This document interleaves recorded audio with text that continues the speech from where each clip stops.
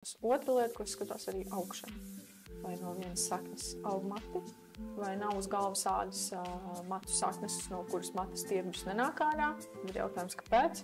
Ja vīriešiem mati atkāpjas no priekšas uz aizmuguri, tad sievietēm biežāk var būt, ka celiņa vidus, kā vidus daļa, no augšas, mati var sākt augt retāki, plānāki un sāk spītēt cauri. Un man ir dāmas, kuras neapzināti varbūt, es tā ceru, pamaina celiņu, problēmu neredzu un dzīvoju tālāk.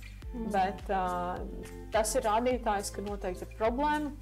Un tad arī ir trihologu kontakti un ir vairākas klientus, kurām ir apstiprinājušās diagnozes. Cik es lasīju, ja viņi paliek tādā sliktā bēdīgā stāvoklī pietiekami ilgi, viņi pārētojas un viņi nekad vairs matu neizaudzēs. Cena mazliet ir, ka pie tevis ir klients krēslā, kuram ir šī problēma, un viņš katru mēnesi pieņemsim iet pie friziera.